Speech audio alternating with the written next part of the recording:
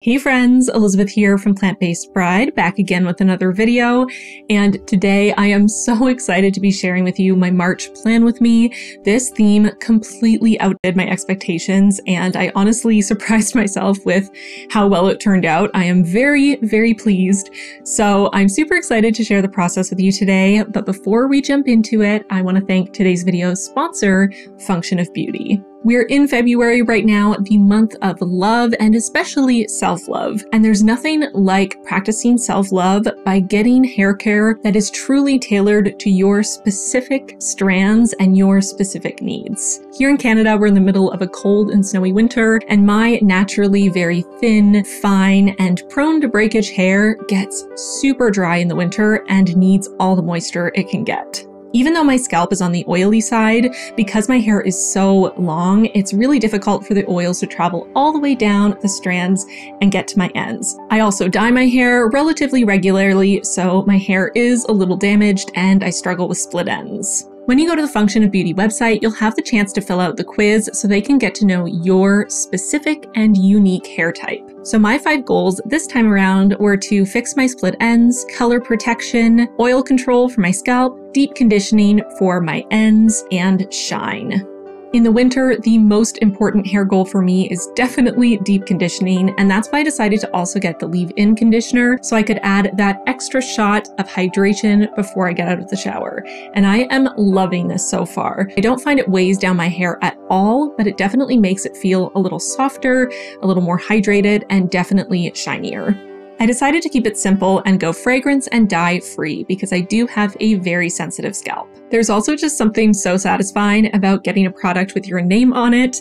I get so much joy out of seeing Function of Elizabeth on all of my bottles. I've been using Function of Beauty for about a year now, and I am so impressed by how happy my hair is using these products. My hair is a bit temperamental, and I've cycled through so many different hair products trying to find the perfect vegan and cruelty-free option for me, and this is the first time that I feel like I've found something that I can stick with for the long term. Your hair is as unique as you are, and you deserve custom hair care that takes into account both your hair type and your hair goals so that you can take care of it the best way possible. You can get 20% off your first set from Function of Beauty when you click the link in my description box. This is your chance to get a great deal on hair care that is vegan, cruelty-free, and free of toxins, GMOs, parabens, and sulfates.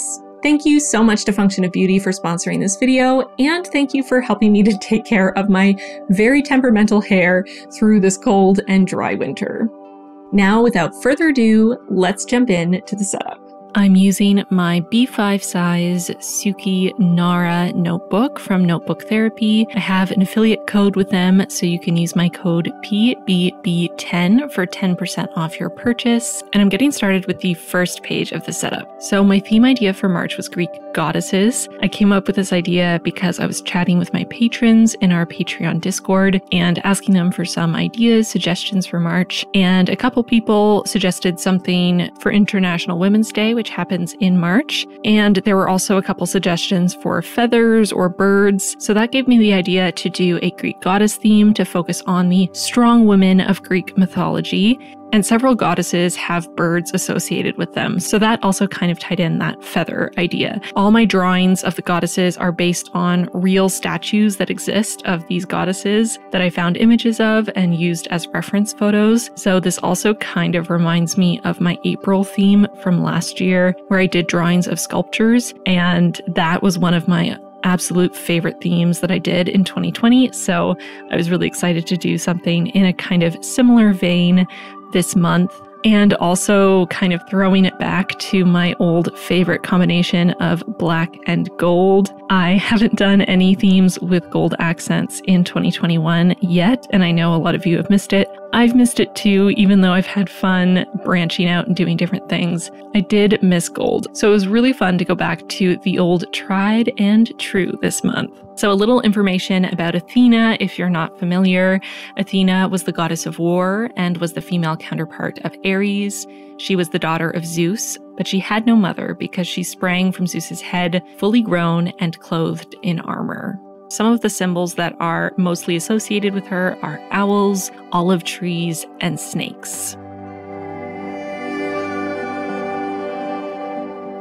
So I'm starting by outlining all of the major features of both the sculpture of Athena and the owl. And once I have all the outlines done, I'm going back in with a really fine tipped micron. This is the 003, which is the finest tip that I have from them. And I'm using pointillism, or a bunch of tiny dots, to do the shading. Most of the areas that I'm shading in are the areas on the sculpture that had shadows, and I'm varying the darkness of the shadows depending on the area to try to give more depth and more of a three-dimensional look to the drawing.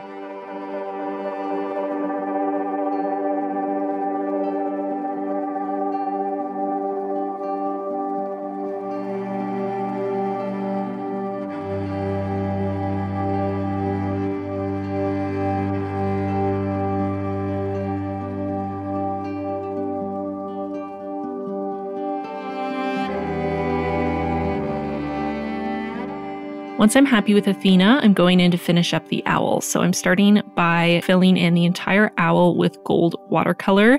As always, the supplies I'm using will be linked in the description box. So if you're looking for the specific supplies I'm using, all the details are down there.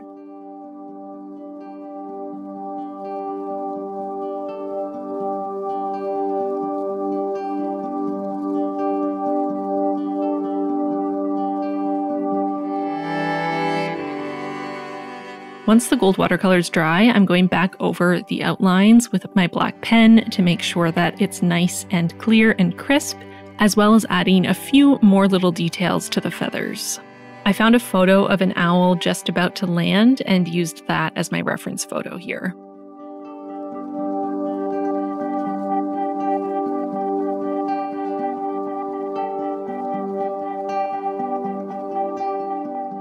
Moving on to the next page, where I'm drawing a building based on ancient Greek architecture.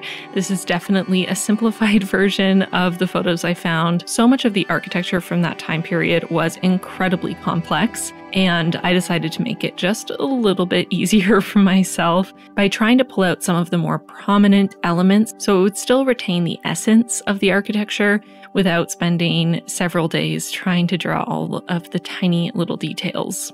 So again, I'm starting by doing all the outlines with my fine liner, and then once I have all the outlines done, I'm going to go in and add some selective gold highlights. Of course, I had to incorporate columns here, such a classic symbol of ancient Greek architecture.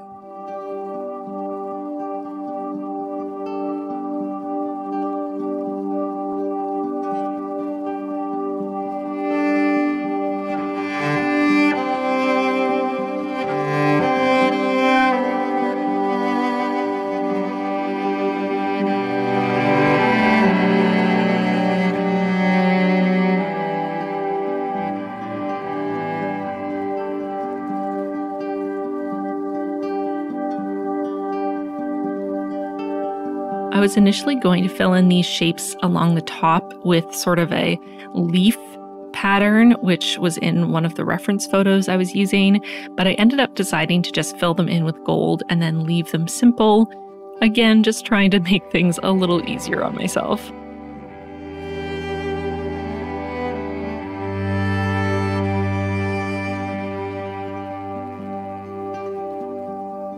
With all my gold highlights finished, the last part of this page is to add March along the bottom, and I'm doing that in the same font. I'm writing it out first with my gold gel pen just to make sure that I get nice crisp lines using my ruler and my circle template, and then once that's done, I'm going back over that with a fine brush and my gold watercolor. Once all that watercolor is dry, it's time to flip over to the next spread. And on the left side here, I'm starting with my monthly calendar. And I decided to keep my calendar super simple because so many of the pages I'm creating for this setup are incredibly intricate and took hours to create. I wanted my monthly calendar to be super quick and simple and easy to put together.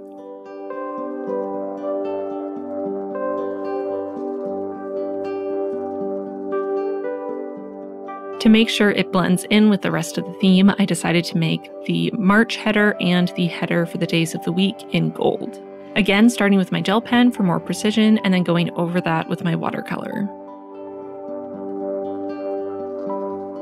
Moving on to the next page, and here I'm doing a drawing of Artemis. Again, this drawing is based on a statue that I found of Artemis, which I used as my reference photo. And in this statue, Artemis is pulling back on her bow, getting ready to let an arrow loose. And I loved the movement of this one. I loved how representative it was of the Greek goddess Artemis. A little bit about Artemis. Artemis was the Greek goddess of the hunt, forests and hills, the moon, and archery. She was also the daughter of Zeus, and her twin brother was the god Apollo. Some symbols associated with Artemis were bows, arrows, stags, hunting dogs, and the moon. And her sacred animal was the deer, which is why we have the little fawn here as part of the statue. So just like the drawing of Athena, I'm starting with all of the outlines with my black fine liner and then using my super fine 003 fine liner to do all of the pointillism shading.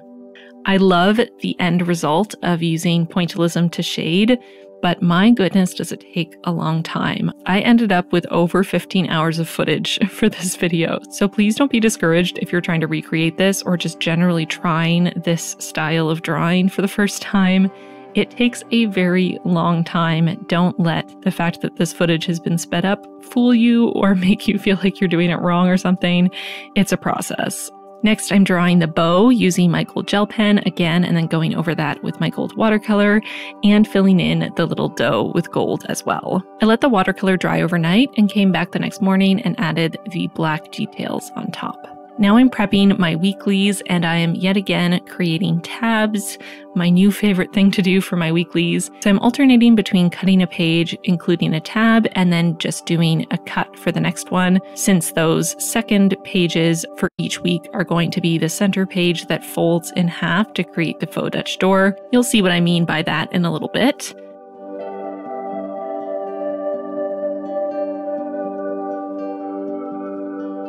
Once I have all the pages cut for the weeklies, I'm going back to the beginning and painting the tabs gold. I like to use little pieces of washi tape to make sure that I get a nice crisp edge. And I really love how the gold tabs turned out.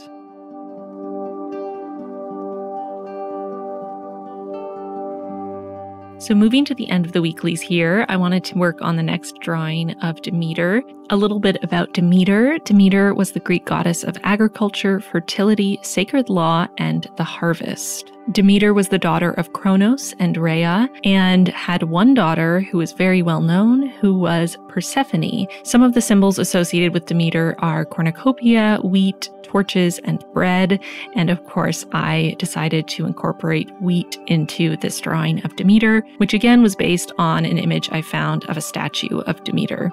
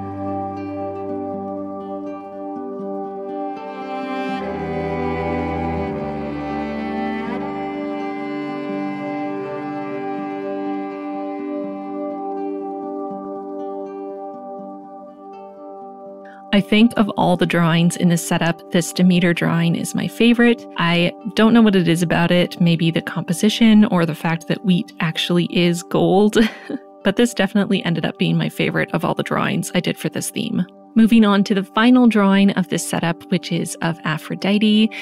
Aphrodite is probably one of the most well-known Greek goddesses, and she was the goddess of love, beauty, and eternal youth. According to Homer in the Iliad, Aphrodite may be the daughter of Zeus and Dion, though Hesiod claimed in his Theogony that she was born from the foam in the waters of Paphos on the island of Cyprus. The symbols associated with Aphrodite are dolphins, roses, scallop shells, myrtle, doves, sparrows, girdles, mirrors, and swans. I decided to include doves here, as doves are Aphrodite's sacred animal. I'm really happy with how this drawing of Aphrodite turned out, again, based on a statue I found, because of the movement that I was able to capture with the folds and wrinkles of the dress. But this is the one that I think looks the least like the statue, at least in the face. I tried so hard to recreate the features of the original statue, but for whatever reason, it didn't really work out on this Aphrodite drawing. I think she's still beautiful, but just not quite what the statue looks like. So it is what it is. I'm still happy with it. It's just not quite as accurate as far as the features go. So now that I'm finished that final drawing, I'm just flipping back to the first weekly, which I'm going to set up now, and I'm going to leave the other weeklies to set up as I come to them throughout the month. This is, of course, my Faux Dutch Door Rolling Weekly, and if you're unfamiliar with the Rolling Weekly, I'll leave a card and a link below to the video I made explaining how it works, so you can learn all about it. But essentially, all of the days of the week have their own half page vertically, where I can write things I have to get done that day, a little timeline so I can stay on track, any notes I have that day, appointments, and then the final half page section is reserved for weekly tasks so I can cross them off throughout the week. And I fold the center page so that I can always see my task list no matter what day of the week it is.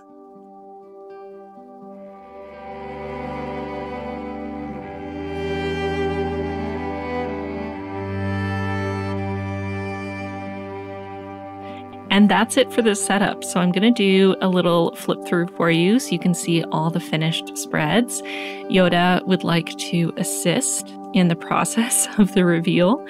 Yoda thought that instead of a Greek goddess theme, I should have done a Yoda theme. So she's just helping us envision it by lying across my bullet journal. Give this video a like if you agree with her and think I need to do a theme that's all about Yoda all the time. So here are all the spreads finished. I am so happy with how this turned out. This is another one where I got really stressed after I decided on it because I wasn't sure if I could pull it off. And when I mentioned it in our Patreon Discord, just saying how I always pick things that feel like they're over my head, one of my patrons commented that they're pretty sure that it's just part of my personality that I make things hard for myself. And my husband agreed, so I'm starting to realize that maybe this is just a personality trait. But hey, challenge is fun. Challenge is good. If you never challenge yourself, you never grow, right? Right. So anyway, these are all the spreads. I would love to know in the comments which spread is your favorite. As I mentioned, I'm pretty sure that Demeter is my favorite of the drawings I did, but I would love to know which one's your favorite. Is there another Greek goddess that you wish I'd included? Let me know. It was really hard to just pick 4 to include in this theme. There are so many amazing Greek goddesses that I wanted to recognize here. If you decide to recreate this theme, or if you're inspired to do your own Greek goddess theme because of this video, please tag me if you share your spreads on Instagram. I would love to see them. My Instagram's linked down below if you're not already following me there. And if you haven't subscribed but you enjoyed this video, please consider subscribing. We are so close to 100,000 subscribers, and it has been a dream of mine for a very long time. So you could be part of making that dream come true. And it's free. Thank you so much to Function of Beauty for sponsoring this video. Don't forget you can get 20% off your first set from Function of Beauty using the link in my description box. So with that, we've come to the end of this video. Thank you so much for watching. I really hope you enjoyed it, and I'll see you in my next one. Bye, friends. I want to take a moment to thank my patrons for their support. extra special thanks to our newest patrons, Annette, Carly, Ellie the Librarian, Emily, Emma, Jane, Jolien, Melanie, Ray, Sam, and Vicky. Welcome to the squad. We are so excited to have you. If you at home want to join the squad, feel free. There's a link in the card and in the description box down below. And if you missed it, be sure to watch my last video, which was a flip through of my last bullet journal, including all of my spreads from September through to the end of 2020.